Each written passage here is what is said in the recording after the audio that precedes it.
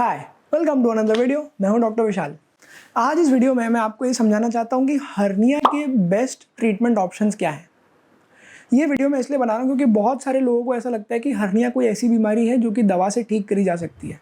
In short मैं आपको बता दूं कि नहीं, ऐसा पॉसिबल नहीं है। क्यों पॉसिबल नहीं है, क्या बेस्ट ऑप्शन है, उसका मैं अभी आने वाले कुछ मिनटों में आपको समझा दूंगा। कुछ बीमारियों का ट्रीटमेंट जो है वो दवाओं के द्वारा नहीं हो पाता है।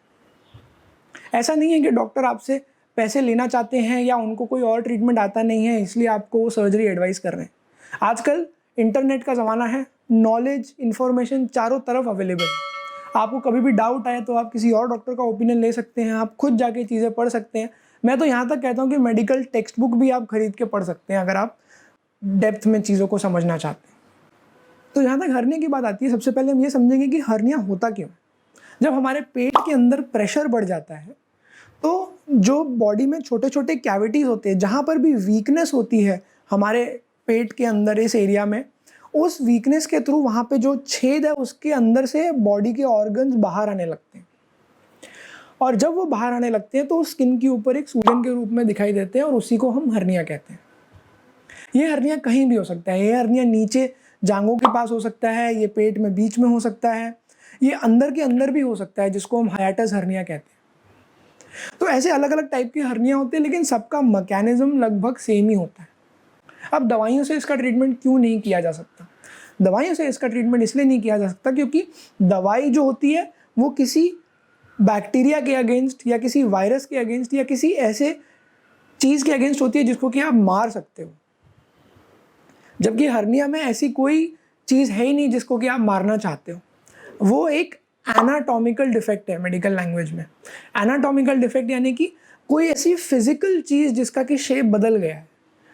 तो अगर मैं किसी पतरे को, अगर उसको मैं मार मार के उसका शेप बदल दूंगा तो उसको ठीक करने के लिए मुझे उसको फिर से मोड़ना पड़ेगा।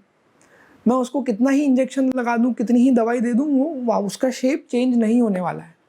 तो ये जो शेप चेंज करने वाली चीज़ है उसी को हम ऑपरेशन कहते हैं। अगर वहाँ पे किसी बैक्टीरिया का इन्फेक्शन है तो आप एंटीबायोटिक दे दो। अगर वायरस का इन्फेक्शन है तो आप वायरल एंटीवायरल दवाई दे सकते हो।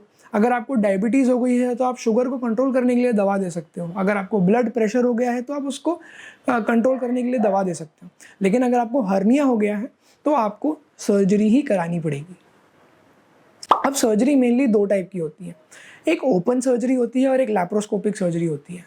डिपेंडिंग आपकी एज क्या है, आपकी ओवरऑल बॉडी का स्टेटस कैसा है, आपकी कमज़ोरी है नहीं है, शरीर में खून कितना है, आपकी ओवरऑल न्यूट्रिशन यानी कि बॉडी का ऑपरेशन को झेलने की क्षमता कितनी है, बाकी आपकी मेडिकल हिस्ट्री क्या है, उस पर डिपेंड करता है कि आपका ओपन ऑपरेशन हो पाएगा या लैप्रोस्कोपिक ऑपरेशन हो पाएगा।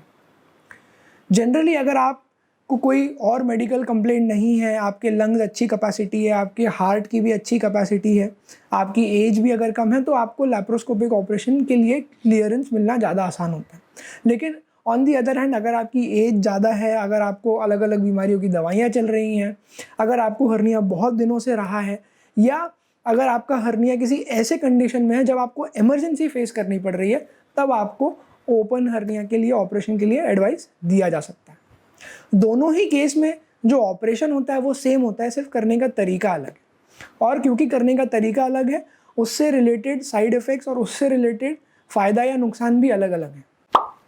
जो ओपन हर्निया होता है उसमें बॉडी के ऊपर एक बड़ा सा चीरा दिया जाता है, लगभग 5 से 6 सेंटीमीटर का इंसिजन बनाया जाता है और उसके द्वारा अंदर एक मेश रखी जाती है और फिर उसको बंद कर दिया जाता है। वेरएज लैप्रोस्कोपिक हर्निया में यही ऑपरेशन कुछ 3 या 4 छोटे छोटे छेदों से किया जाता है जिनका कि साइज़ 1 सेंटीमीटर से भी कम होता है। तो जैसा कि आप देख सकते हैं यहाँ पे एक बड़ा घाव है और वहाँ पे छोटे छोटे 3-4 अलग अलग घाव हैं। तो जो छोटे घाव हैं उन लोगों की रिकवरी फास्ट होती है, उनको थोड़े पेन कम होता है, उसकी तकलीफ उसको कम होती है। वेरएज जिनको एक बड़ा सा घाव रहता है उसमें उनको कुछ ज़्यादा दिनों तक हो सकता है पेन हो, कुछ हो सकता है ज़्यादा दिनों तक उनको अपने काम से छुट्टी लेनी पड़े, कुछ ज़्यादा दिनों तक उनको पट्टी या ड्रेसिंग करवानी पड़े। जैसे कि इसके फ़ायदे नुकसान हैं, इनका खर्चा भी अलग अलग होता है।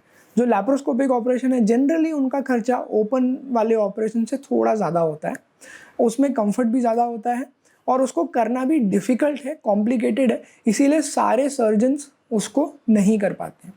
जहाँ तक कि ओपन ऑपरेशन आता है, ये ज़्यादा पुराने समय से चलता आ रहा है। मेजॉरिटी सर्जन्स को ये करना कंफर्टेबल रहता है और आपको ज़्यादा मशीनों की, ज़्यादा टेक्निकलिटीज़ की भी ज़रूरत नहीं है। तो ये एक छोटे सेटअप ऑफ हॉस्पिटल में भी किया जा सकता है, इसीलिए इसके प्राइसेस भी कम होते हैं।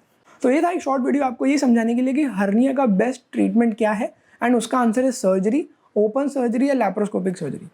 इससे ज़्यादा अगर आप कुछ जानना चाहते हैं हर्निया के बारे में तो मैंने और भी वीडियोस बनाए हैं, आप वो देख लीजिए। उसके अलावा अगर और कुछ क्वेश्चन होगा तो आप उसको बेशक कमेंट कर दीजिए, मैं उसको आंसर करने की बेस्ट ट्राई करूँगा। एंड अगर किसी और की इससे मदद हो रही हो तो आप उनके साथ ये वीडियो शेयर कीजिए, चैनल को सब्सक्राइब कीजिए और मैं आपको मिलूँगा नेक्स्ट वीडियो में।